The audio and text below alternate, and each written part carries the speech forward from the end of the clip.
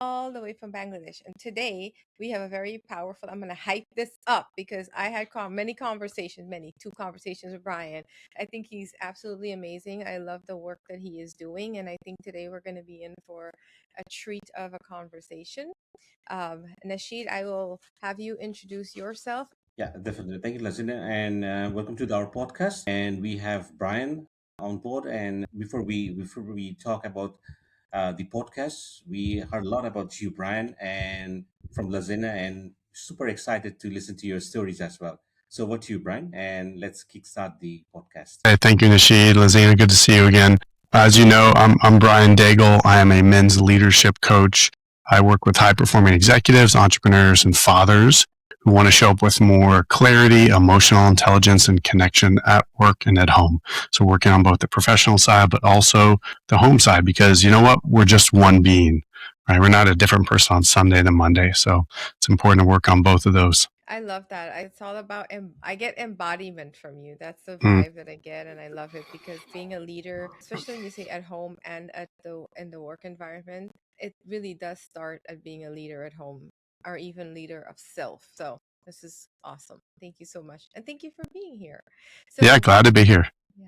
So let's start there. Very first question. How have you become the hero of your own transformation? Yeah, coming back to courage and hope again and again, even during times of hopelessness, right? Even during times of fear. I read this quote yesterday, and I actually shared it with my 5-year-old because he had to go get some blood drawn yesterday, and he was really scared. And I said, it's okay to be scared. Bravery is being scared, but acting anyway, right? Coming back to hope and continuing to step into courage, even when it's hard, uncomfortable, or scary. I think women already kind of step into the emotional world and understanding like, okay, it's okay to be vulnerable. It's okay to speak from your heart or whatever the case is. But I think that for so long, men have been suppressed from speaking. But it's not even like a suppression. If we look at the whole lineage of men, it's just your strength, and strength means power. Strength means taking care of the task at hand, solve for the problem. And I think those are all great masculine qualities as well. But what you're speaking about, to me, it's something a lot more deeper and more centered. So if you have any examples of, what that, I mean, you did a good job sharing with your son. I love that. But if there's any kind of example of what you personally have been through to overcome that, we'd love to hear that. Yeah. I'll talk about one of the lowest points of my life, because I think that's when we're at our lowest. Saw this other quote yesterday, character is not there when you want it. It's there when you most need it. Something like that. It's when character comes out when you're at your lowest, right? And for me, that was 2017, going through a divorce, had a failed business with my ex, was sleeping in a friend's storage room. Essentially, there were boxes floor to ceiling piled around me. He had an Amazon business, and I was renting a room from him, and had a pile of debt, just trying to pay the minimum just to keep my head above water. And using distractions like sex and porn and alcohol and things to keep me away from my feelings. And that was the lowest, one of the lowest, if not the lowest points of my life. Thankfully, I had another successful business that was still running, so provided some cash flow, but it was really tight during that time. And this was prior to when I found coaching, and it was during that time that actually I found coaching. And I was unhappy with my previous business. That's why I didn't want to work, and I had other people running it. And thinking about what I wanted to do with my life, and continuing to look for something that would feel exciting, that would bring joy to my life, that would feel like there was a sense of purpose, exploring different options. Should I open a yoga studio? Should I coach entrepreneurs in Cuba? And finding, and I had done life coaching and therapy, hired a life coach for my employees to see. So I knew the value of coaching, and was like, maybe coaching is something I should look into. And the moment I looked into that, I just fell in love with the training program I found. And it was just felt like all signs were pointing, this is it. And that was, 9 years ago now. And pulling myself out of that hole, little bit by little bit, climbing out of that hole I was in, going totally sober. I mean, zero anything. You name it, I was taking it, doing it, drinking it, imbibing it. For a period, I went totally sober. Eventually saving up enough money so I could rent my own place. Eventually dealing with the divorce. Eventually dealing with failed business and the pile of debt. And it was probably, yeah, I remember November 2017, I got my very first paying coaching client. I'd gone through a training coaching program, which required me to do a bunch of work on myself, go through this coaching program myself before I could take it to others. And it was incredibly deep work. And it's actually still the Hero's Journey program I teach today is a version of what saved me in 2017. And I remember, November 2017, one day where I felt like I won the lottery. Had a coffee and just made the ask and got my first paid coaching client. Just felt like I'd won the lottery, and continuing to build, on that hope, joy, and purpose, and eventually, getting myself in the right place, raising my frequency to meet my wife, to match her level, because you connect with people who are at your level, right?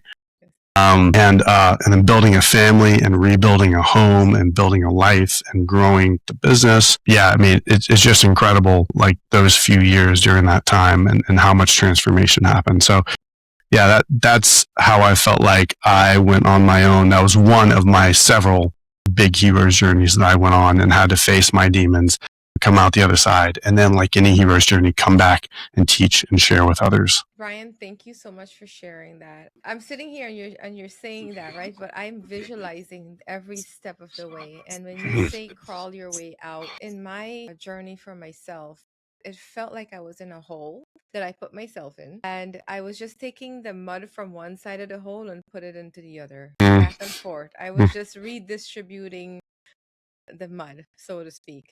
And it wasn't until someone came with a ladder and held a light, a lantern, that I was able to really get the tools that I need to now, instead of moving it from one, I can take the step and come out of it. And I literally, I think I just posted this yesterday too, and you said it.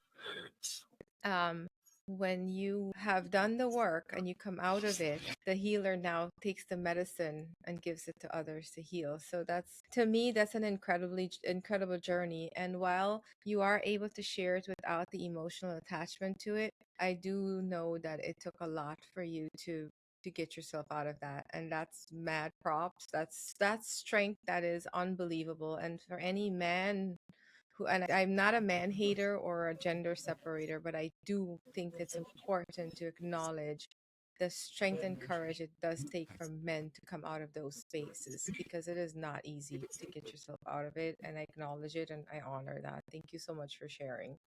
Thank you. I received that. Man, I felt gratitude.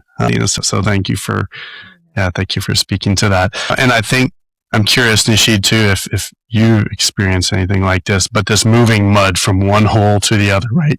I would say that was my previous 4 years. So 2013 to 2017, I had my spiritual awakening in 2013. And for 4 years, I was just moving mud. How do we recognize when we are in those times where we're just replacing one thing with, making a lateral move, replacing one thing with something similar, or versus the times where we're actually coming out of the hole? Great question. Go for it, Nashid. And yeah, absolutely right. I was listening to you, and I was like matching all these stories with myself, like how I'm coming out from the hole and why I was stuck behind. So my story is something like back in 2016, right? So I used to work with the multinational companies, earning a good salary, six-figure salaries, business class travels, and everything. But at the end of the day, when I back home, I was not finding myself. Like I need the transformations, right? So I was in tech and I needed transformations in the business side. And I was thinking like, all right, I can do very good speaking and I can connect with the people, but why not I should try something from tech to a business. I will sell the business and everything. So I was very passionate about, but all the gurus of the tech put the medicine insights or something like that, that only the business people, the MBAs, the business gurus will be in the sales, right? So I met a couple of directors, sales people, and everything. And I asked them like, what's the transformation journey is all about, and what are the subjects or what are the positions you were doing it. And they said like, no, there is no Bible, right? So if you can have a good connections, if you can do the transformations, if you can know the pain points, you can do the sales and everything, right? So my story came when I left my comfort zone, right, and start building all my expertise and expectations in a startup journey, right? So you don't have the fancy salaries. You need to go for a paychecks to paychecks. Even you rely on your credit cards and everything. But I found the real me talking to customers, rather hiding myself in the back of the IT and earning a lot in a good professional journeys. But that transformations is talking to the customers, solving their problems, selling the solutions, realize that all right, I can do it, right? And eventually 2.5 years I roam around with many countries. I used to work with the Amazon, but in the cloud business, like, and everything. Last 2 or 3 months we didn't have any sales, and then we have like couple of sales 2 or 3 months with 3 4 customers, and Amazon connected with me and said like, hey, let's build together. Build our first cloud business in Bangladesh back in 2016. And then when we talk with the customers, solving the problems, then 10 customers in 10 months, 4 months, we have 8 customers, and the journey goes on. And now it's something like 2018, I started my own entrepreneurship journey, even struggling with the paychecks, struggling with the explorations, expansions, and everything. But the real story is like, yes, I can help people with solving the problem in the tech as well as right in the coaching businesses. And my father was a psychologist, and when he left us back in 2023, I realized that all right, helping people can be one of the areas I should explore. So did couple of coaching with that, and 2024, yes, I have my first paid client and sign up with Stanford Seed and one of the Afroclimate foundations who did with the sustainabilities and everything, and the story goes on. The main thing I think, Brian, is something like we need to step out from the comfort zone Hmm. and put ourselves in something like a war, right? Like all the roller coaster rides and everything. There's no fancy thing in life, but yet we take these opportunities and take these examples and change something in our life to get what we wanted. And that's one of the things I think it's a best example is like leaving your comfort zone and learn from your mistake, learn from your experience, like what you did, and now see you are very good doing that in the coaching and everything, right? So coming back to you, Brian, I was thinking like, because you're coaching with men and a lot of the people, like when we talk when I coach with my female clients or the female customers, they are different. But from the men point of time, what we did is like we hide our emotions, we hide our a couple of stuff what we cannot share to the other man or other halves, but we talk to in each other's, like. So my question to you, Brian, like as a man or as a people, right? So when we left behind these confusions and why we are stuck in those areas and how we can get rid of it. And I know that talking to yourself, making progress, it's not always helpful, right? So you need to have the subject matter experts or the mentors and everything. But for Hmm. you, can you just share us like what you did to overcome that situations where most people lose themselves in that role, and even though realizing it that yeah, they're making a mistake. Yeah, I appreciate the question, Nashid. I first want to honor your story, right?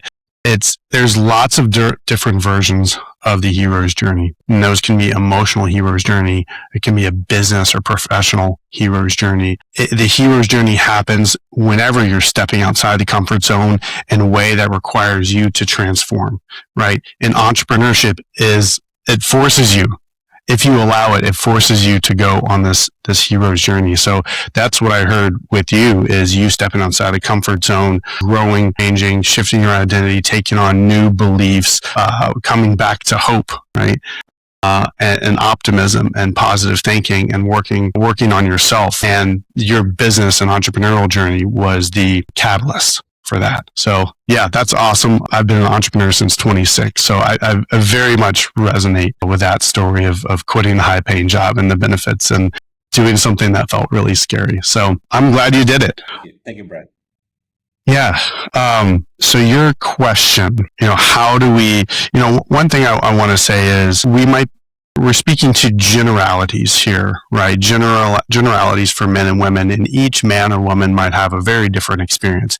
Maybe there were men who were socialized or had an upbringing where they were taught to communicate, to be aware of and communicate their emotions, right? And there might be women who suppressed their emotions. So I think generally what we're speaking to is true, but there's also individual circumstances. So I just wanted to allow for each person's experience in this conversation and taking what's going to serve them. So what I understood your question, or how I understood it, was how did I develop kind of emotional awareness? Is that where you're asking? Okay.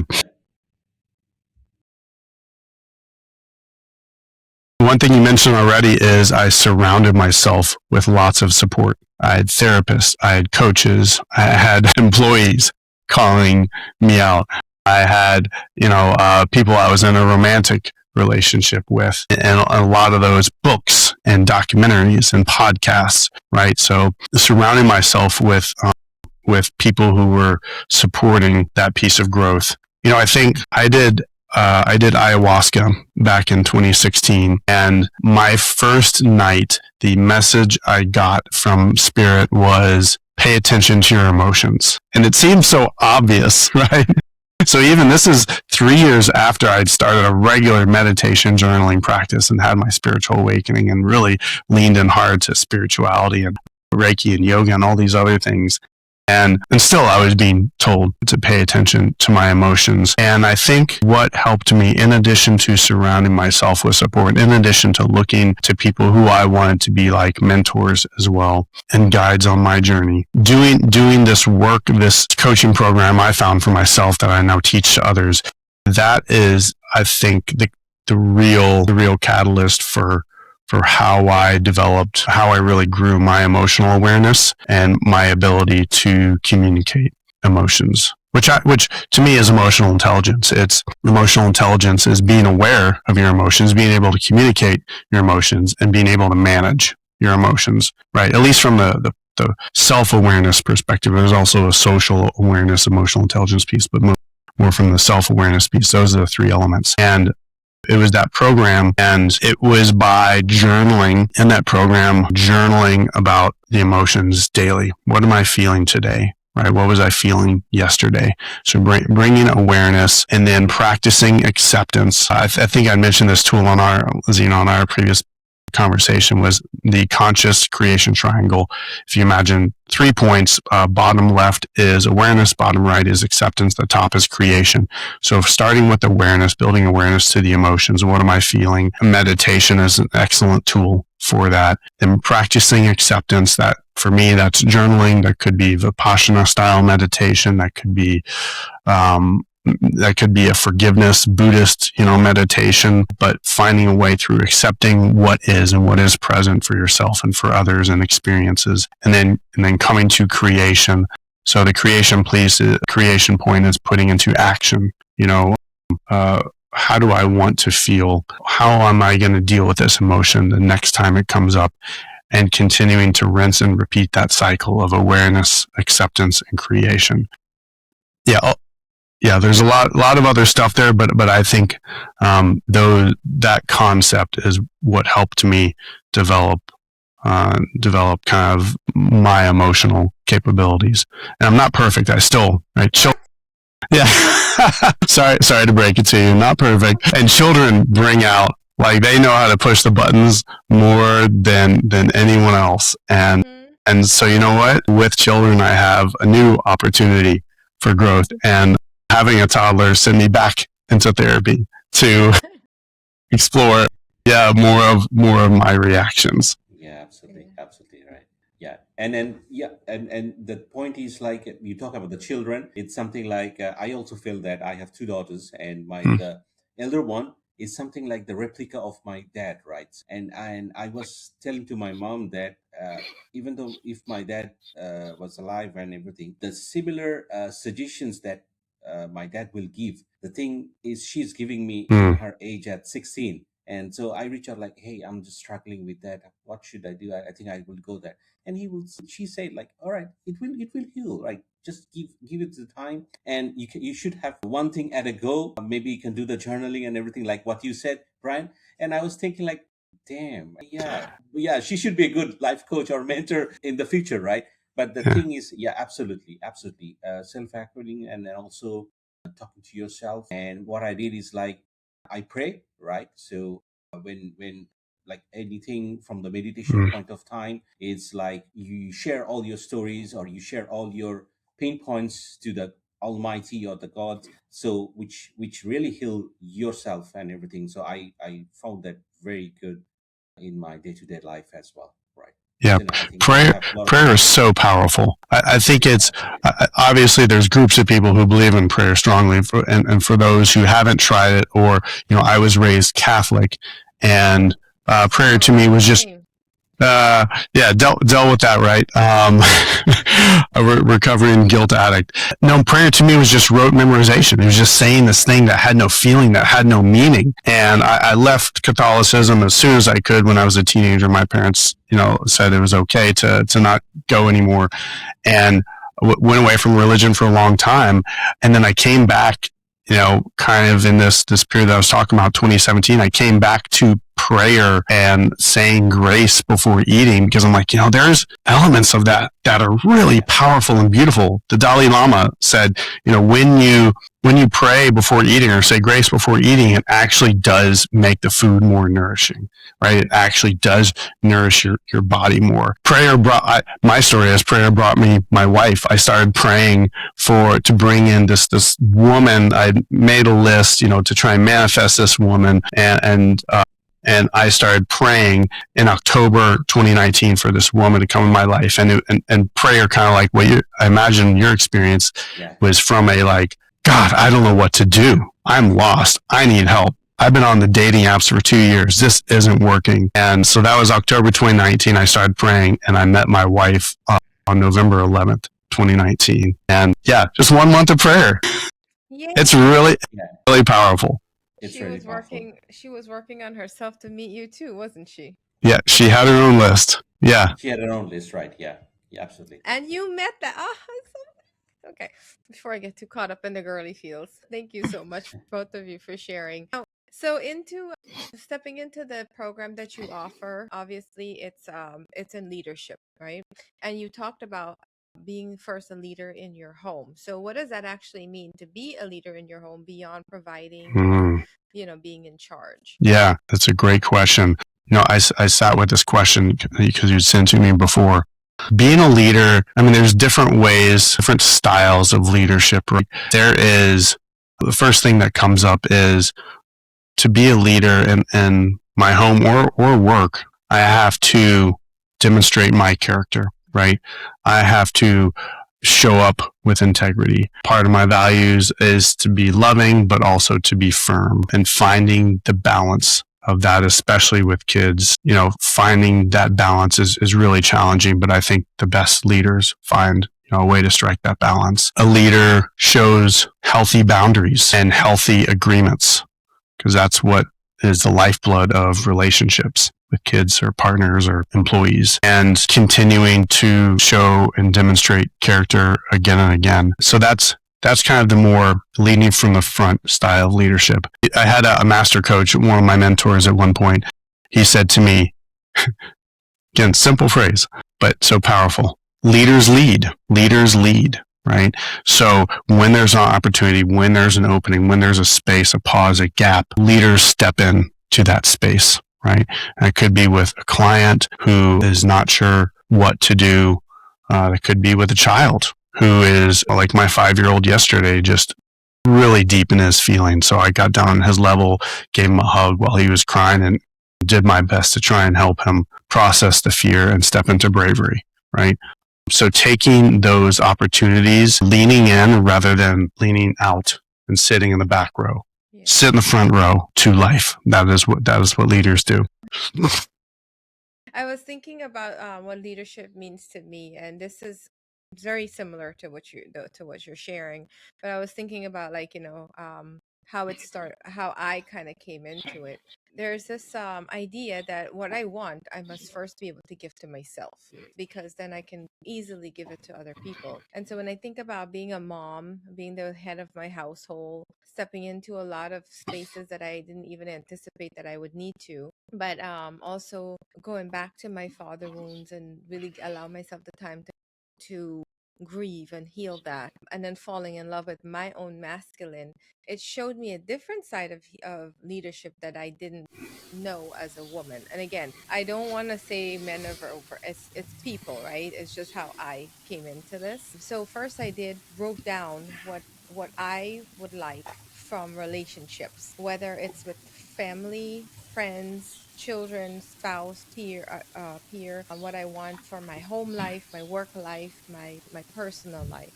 And once I started to adapt, really understand what integrity is, like you said, integrity is a big one. Integrity, loyalty, devotion, these are all things that I believe a leader naturally has to have. So when I look and see, okay, well, what does integrity look like?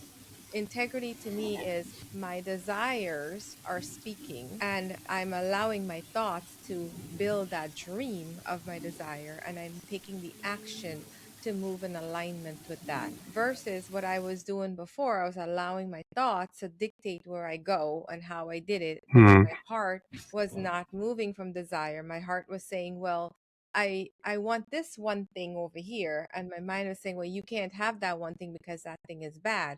But when I go and I look and say, well, why is that thing even bad? It's bad because it came from a limiting belief. It came from realizations that I had based on my upbringing, feelings that I haven't even felt out before.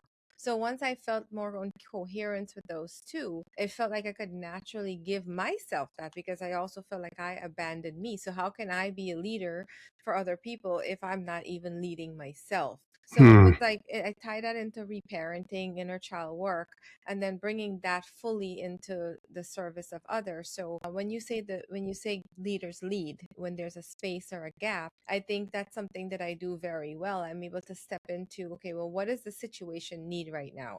I go to Hmm. a lot of personal development workshops, and it's very experiential, and sometimes it's kind of like going with the moment. And it may need me sharing something vulnerable that will make me cry in front of a bunch of people that I don't know. But that vulnerability is that bravery, like and courage, like like you speak about, and that is a leadership quality as well. Because when we put vulnerability in a space, that also helps others to feel safe enough to bring out themselves, which is, I think, talking a little bit to the social relationship. I call that relational intelligence. As apart from personal development. Now, before I go into too much further details, I feel like you have taken some notes and you're ready to jump in. So please go ahead. I have so many thoughts. One thing I want to say, what I was hearing was, being clear. Well, there are these parts of ourselves, right? And figuring out, how to separate ourselves from those parts, the desire, or this is bad, right? That might be some related to societal or parental conditioning, right? Or upbringing, and being the observer of those parts and finding your own truth somewhere in between those parts, right? So I think that what you spoke to, leaders being clear on what is kind of their truth and where they're in alignment and following that. I really love that point of kind of, following your own truth. Love the vulnerability. Huge fan of Brene Brown, and she's really influenced my journey. Vulnerability. This is, for men, I think this is most important for them to reframe vulnerability as a superpower. Stepping forward to be the vulnerable one is a leadership quality that allows space for other people to speak their truths, right? So vulnerability is a superpower. And leading, it's so easy to lead from fear. We see it in our politics, right? Leading from fear rather than leading from courage, and being willing to do something that's not popular, but feels courageous and feels in integrity and feels kind. And I think those are amazing leadership qualities. Absolutely. Absolutely. Oh my gosh. I thank you very much. I love Brene Brown too. I think she's phenomenal. She's got everybody I feel have their own little thing that they bring, right? And hers is like we're gonna go to straight to shame. We're just Yeah. gonna bypass everything. We'll just dive right into that. Yes, please. Let's go there. That's exactly it. And I think that kind of touch on a little bit of where men lose most of themselves in the leadership role as well when it comes to not leading with vulnerability or being afraid to lead with vulnerability. If you want to add your thoughts onto that. I mean, I think shame definitely has a lot of my own generational work to do around shame. Still some in there. Yeah.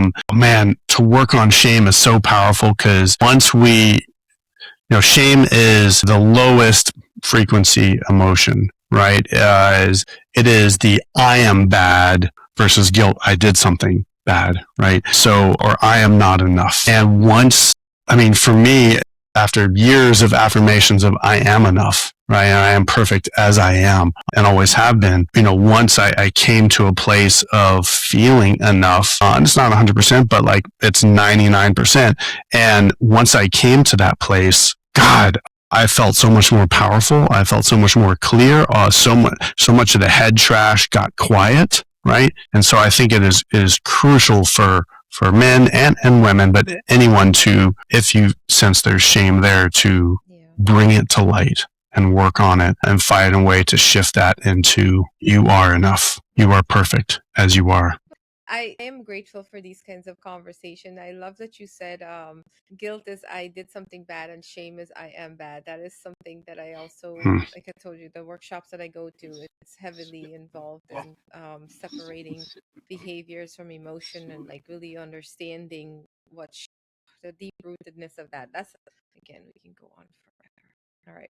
But for the sake of the listeners' ears and, them listening to Laziena talk, can you tell us a little bit about how your hero's journey framework applied to fatherhood in general? Yeah. I mean, the hero's journey process. So, I named it that. It used to be called something else when I went through it. And when I licensed it, made it my own, I named it that because I heard Stephen Pressfield, who wrote the War of Art, and I heard him on a podcast, I think Tim Ferriss, and he was talking about how, to him, the hero's journey is going back to our childhood and bringing awareness to what are the limiting beliefs, what are the self-talk, and what are the behaviors we picked up, and reconditioning ourselves with a new set of beliefs, self-talk, and behaviors. And I was like, that's what this coaching program does. So that's why it's called the hero's journey process.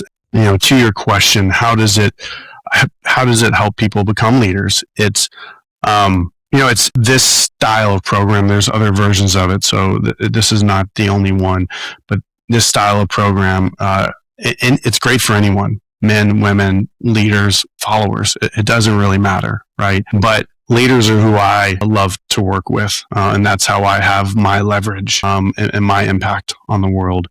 But how a program like this helps everyone become better leaders is by what I just said, bringing awareness to what are the limiting beliefs, what are those parts of us that, those little voices in our head, the self-talk that get in the way of what we want, and what are the behaviors, the distractions, I call them in the framework, bringing awareness to that, and then bioenergetically working your shit out, right? And we spoke to this before, Laziena. So working through all of the levels of negative emotion, from shame, guilt, and grief, sadness, and fear, all the way up to anger, working out that anger, and then coming to a place of emotional neutrality for any of your life experiences, any of my life experiences, and getting to a place of neutrality so that I can talk about the hard things or the things that happened when I was a child from an emotionally neutral place, and then finding a path to forgiveness, because forgiveness is the place you get to when you've resolved all of the underlying emotions, right? So finding a place of forgiveness and then stepping into gratitude, thankfulness for these difficult childhood experiences, thankfulness for my ex-wife, right? And the experiences and the man I am, because I wouldn't be here and I wouldn't be the man I am today, and I wouldn't have created this life without that experience, right? So stepping into gratitude and then creating practices that install the beliefs that are going to support you and your goals and your vision and the world, practicing the behaviors and practicing the self-talk that leads you towards your vision, what you want in life. When someone does that work, they will be a better leader at work. They will be a better leader for their family. They will be a better parent, father to their kids. There's a part of the planning process where we bring awareness to what is some generational trauma. What are things that happened in your parents' lives, your grandparents' lives, or in the world that might have affected them, right? So we get to break these generational cycles. That is our opportunity, right? It's not to perpetuate the cycles. That is stale. That is the old way. The new paradigm is to break the generational cycles and find a new way forward. So that's how it helps create better leaders for the world and business and children. I love it. You have described some things that I have experienced myself, that I continue to experience, that I continue to practice, that my whole family practice is so deeply rooted in my framework as well. So I really believe in your program. I 100% support the program that you're bringing, because you're not speaking from just awareness, you're speaking from embodiment, and that's a whole different kind of coaching. So anyone that's listening, you're going to need Bryan in your life. I realized this a few weeks ago, but I think this program might have saved my life. Yes. I think finding coaching might have saved my life. Someone asked me, how did you get into coaching? And my joke was, I didn't get into coaching because things were going well. I got into coaching because things were going horribly. Yes. Right? I needed to save myself, and then I got to come back and teach that to others. Yeah. This has been a really great conversation, and I want to take you up on your offer to have another one or more, because there's so much that we can go into. I feel like we've only scratched some of the surface, but there's a lot more that I relate to in what you're sharing. And I definitely, Nashid, will definitely bring him back on, or we'll figure that out, but we'll certainly want to have you back on.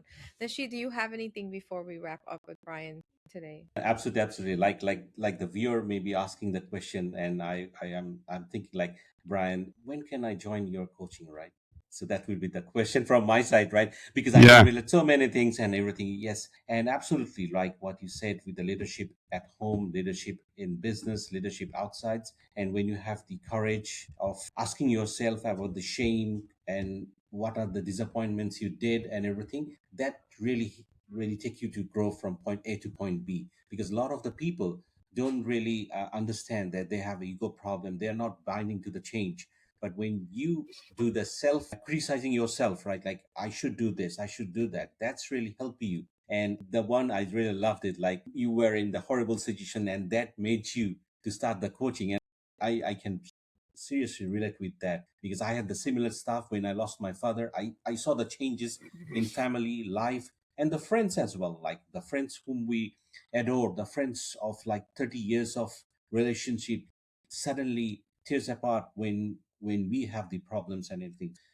Yeah, Bryan, absolutely. Laziena, I think we should book for the another couple of seasons. Bryan, right? Definitely. Yeah. Because it's not gonna end within a 30 minutes or 40 minutes, right? Yeah, Right. no, we have to come back to this. We have to come back. Yeah, to absolutely. We should work on it, right? Yeah. So anybody that's listening, if anything that Bryan said resonate with you, take that action, because when we don't take the action right away, it becomes a past thought, and then we end up sitting more in our cycles. So I really appreciate everything that you shared. I feel like I'm overly praising right now, because I'm so excited about what I've heard and what you embody, and that's just how I like to support people. I'm gonna go on top of the roof and scream it out loud that this man has the keys to the kingdom. He has the keys to your transformation, and this is definitely who you want to talk to. So thank you so much for joining us and being patient with our audio issue as well. Yeah, no, this has been fun. I tell my clients, follow the excitement, right? Find what makes them excited. Maybe also what makes them a little scared, because that's what happens when we're outside the comfort zone, right? A little scared and a lot excited. I want to make a plug.